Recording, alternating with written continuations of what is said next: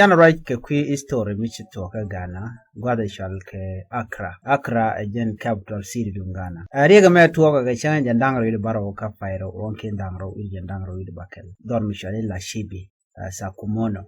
Take ngat miti karundi jandangro yidi bakel. Jen shal chude Austin Penbe. Jen chajanak. Jen be doro shal ke Liberia. Dindo jen chenga kalede ka Ghana. Austin jen a technician. La weke jim gwadan na wenga ten ke sport. Take turuk nika decha cheer ka social media ki ko online. Gwan me ledetin lede ke workout ko ran gym ka ngai ni ko na take gym la kana goro bit point we can take a rel we can take a walk it no. Ka chankel ki ke jen changa mo la Austin chodesha la Austin. Che jien lo we je kana mede. Chike jien kana nyami mo mi la master ki de kon cholo jen agore. Larga jibon wonene jen che we en gwat mi lo temu we fix ko jen technician dong de la karab ke dong mi chi jer dong de jo fix ke der jer alika ne to ngwan balat ke jen o jen dong temu we no nge je ka jen ramdan la mede wa mi chi ke chubo ka jen apartment building na chi we tin kan nyamone wa shu meneke ke mede kan je je no teching chi security guard ne tin ko ne la gang chi kan Austin jogo no ne menu ko tele ke changan gwas mene chu Austin chu kali rar do tera chono odere med dere je yodeka no and security guard ngai ken uri chal keme okay dol tol me chal Austin ngai ken ko je la beni won la ka visit la garma visit and then no jigan jogo no lipe gwadan we kamli be mazde chwe jojo gwano take sheng murwet am jelka gwas mane sheg rwede mo take a backyard ki gwadan dong lan la ngok dong da la gwam no porke miteke jol no la do gwatan da inda ko la ti jochin jen leda bihinika ka wiya en gwadamo ti menchal ke CCTV footage nyodo Austin che welo we kutche ga rwede money ko kamera tetin ge madana leda chu Austin chu toka mi raje kene shega rwede money ti mede terar ala mede men nyaldan jelka kel ko jela kelo wo kan gilran gwasmo ko ti mede men nyalama terar en shega me ken Austin la shega rwede mo ken Austin kan je ngaje no nga lo chi shega rwede mo je guje no je ne stranger dong guje no dong a chwar ke guje no ramatede an gwasmo chu Austin chu nyamo ke shega rwede mo chu cholo no baby and shega cha cholo baby mrwede mo wa chu lo de chu je jen chele feel uncomfortable ka jen chu de shalga mo baby ko kujara mo cholo mo baby chu ga ana ko jega jen wo very strange lo no de cholo baby karamo moni ken min kan kamijek namo chala do chibude shalka me Austin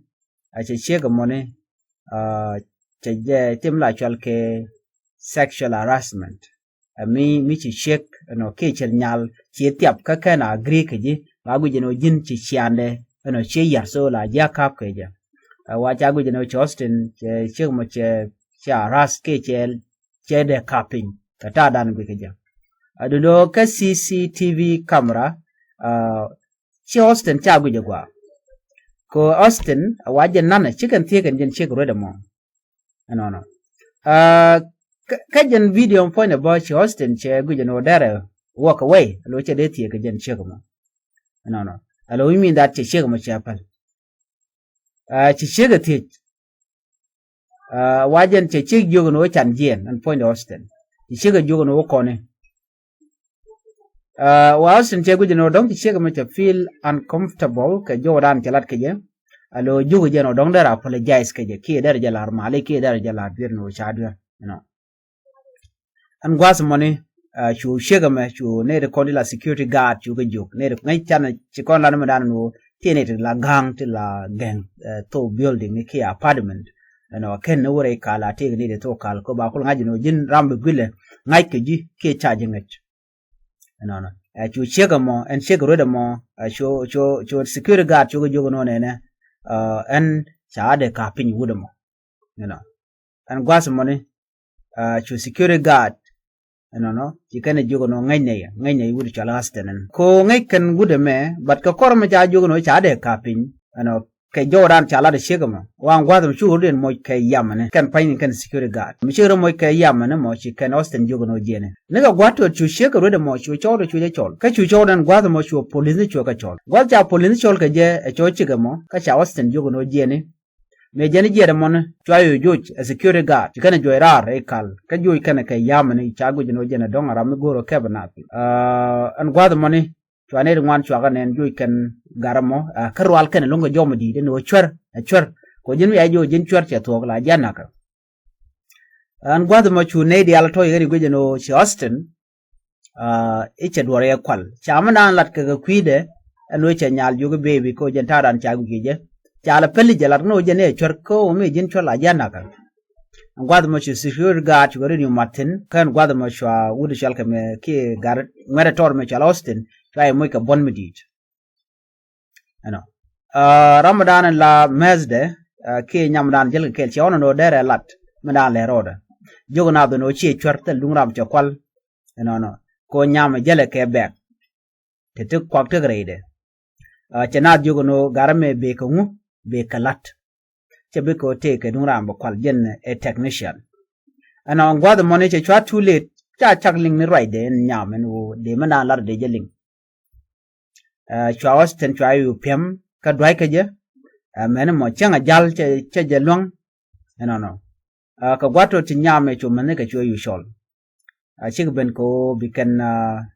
ba garme ba bi gwadan dwai ke tin ka shwa footage ke video danan CCTV camera danan tanyal ko ba de gwit mi to ko puje no ci garme che do che je kwal no chikano no wona ne de kan garat me ano de kan nang dulwal gwadan cha dwaitin ko cha mo ka bora me cha kep ko cha ke bejen ano ka gwatot shugana police service chu yo ben gwadana cha garma dwaitin ka cha je captain mi chikane mi wanange dulwalo ne ka gwatot chala do chi Austin tiliu ano chi Austin tiliu